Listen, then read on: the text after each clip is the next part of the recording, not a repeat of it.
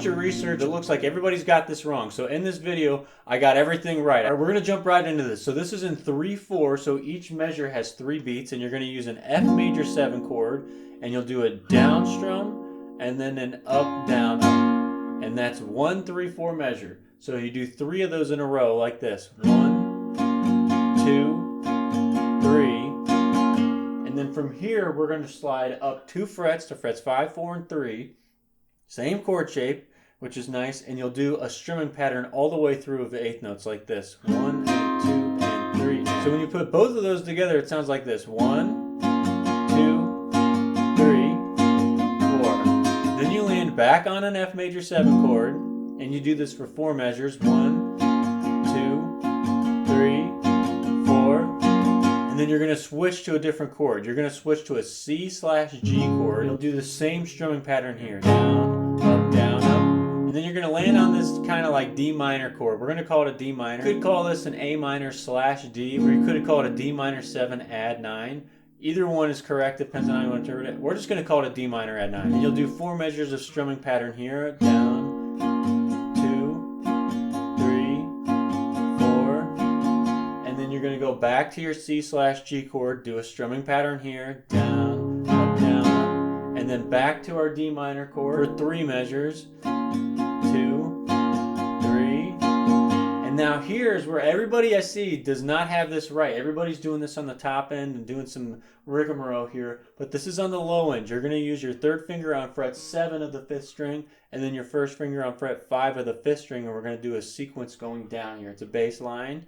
You're going to play the 5th, 4th, and 3rd strings open, and then you're going to take this shape, slide it down to frets 3 and 5, play that once, and then you're going to play it on fret 3 and 2 of the 5th string, like a C chord without the 1st finger, and strum those 3 like this.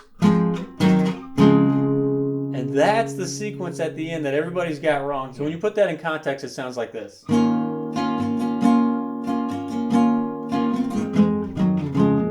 So when you put the whole intro together, it sounds like this. F major 7, G, back to F major 7,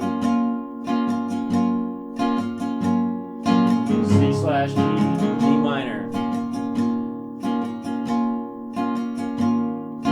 C/G, D minor, bass. What's up everyone, Dr. Guitar here. In this video I'm doing a tutorial on the song Roslyn by Bon Iver and St. Vincent in that movie Twilight. Never seen it. After a bunch of research and tutorials, it looks like everybody's got this wrong. So in this video, I got everything right. I added in all the sections and I got all the little bells and whistles in there. So I'm going to break it all down for you. We're covering each main section, the difficulty, and at the end, I have 3 helpful tips. Hey, and if this video is helping you, go ahead and shred that subscribe button. I give the overall difficulty of this song a 3.6 out of 10. If you take a look at the left hand, we have a lot of easy chord shapes. They're very nice. There's no bar chords. These are all very basic chords. The hardest one is a C/G chord because it's spanning so many different strings.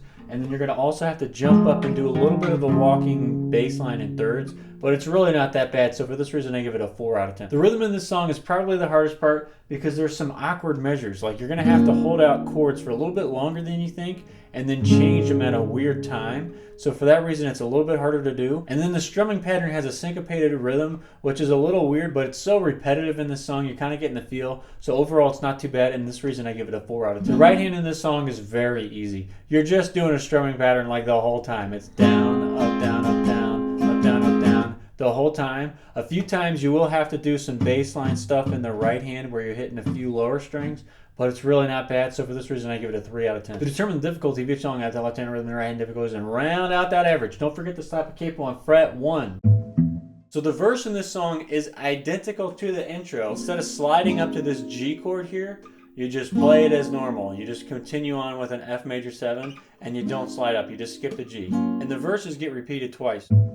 The pre-chorus is just an F major 7 chord for 12 bars of the strumming pattern like this. 1, 2, 3, 4, and so on. You would do that for 12 measures.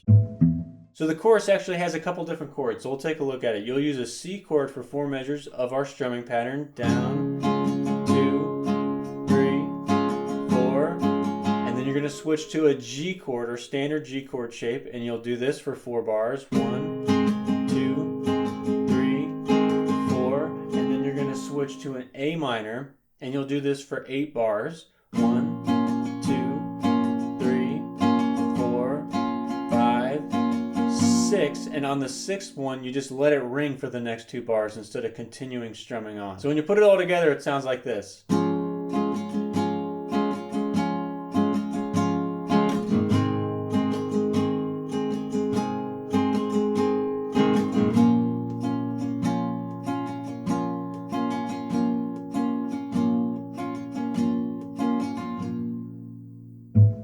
So when the verse gets repeated later on in the song, it subtly changes. So we're going to call this the second verse here. Everything is exactly the same, except the bass line gets changed with the measure above it. So the last line, you would continue a strumming pattern and then move the bass up in front of it. So you'd have your D minor 7 add 9 for 3 measures. 1, 2, 3, and then you're going to add in that bass line. And now you go to your C/G. And then you're going to continue out with D minor for 4 measures instead of the bass line at the end now. So that's how that works.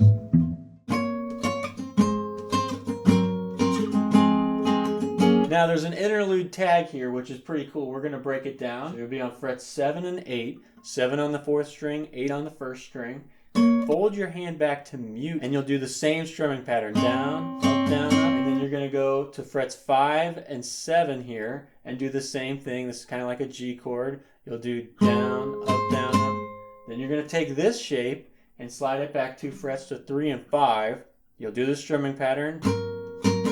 And then you're going to go to 2 and 3. So fret 2 on the 4th string, 3 on the 1st string here. And you do the same strumming pattern. Down, up, down, up. And then you're going to switch to an F major 7 chord again. But we're going to have a 9th on top. So you're going to add your pinky to the 1st string, 3rd fret. And get this chord, and you'll do a strumming pattern here 4 times. 1, 2, 3, 4. So when you put that all together, it sounds like this. So when you put that all together very slow, it sounds like this. A minor, G, F, E minor, F major 7 add 9. 3, 4, and then it repeats.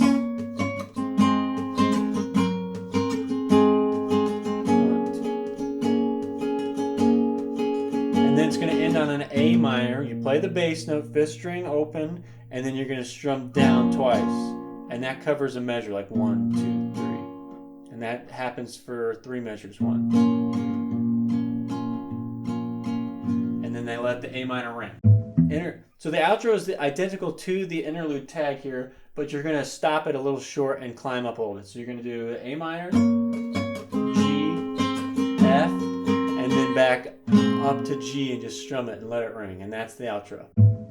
The first tip I have is to practice the left hand without the right hand, and what you can do is play each chord by pressing down the frets 5 times in a row and then moving to the next chord, pressing it 5 times in a row, and just get good at these chord changes. And once you get good at the pattern like that, then add in the right hand and it should be a lot better.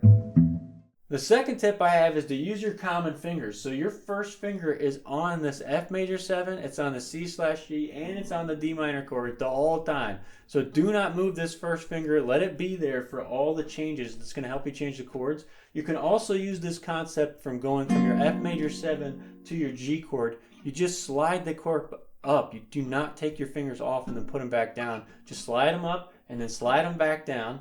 And the same exact concept for this bass line going down. You would leave these fingers down, and even that 3rd finger is on all 3 of them. The third tip I have is to practice your scales. It's going to help your finger coordination and build dexterity and strength. Especially helps you with chords, believe it or not. I have a bunch of scale stuff on my Patreon. Go ahead and check those out. And speaking of my Patreon, I'm accepting videos of your playing, and I'm going to do critiques. So send me your videos, and I'll do critiques on them. Go to my Patreon, subscribe to the channel, comment on this video, like the video. Appreciate you guys watching. Thank you.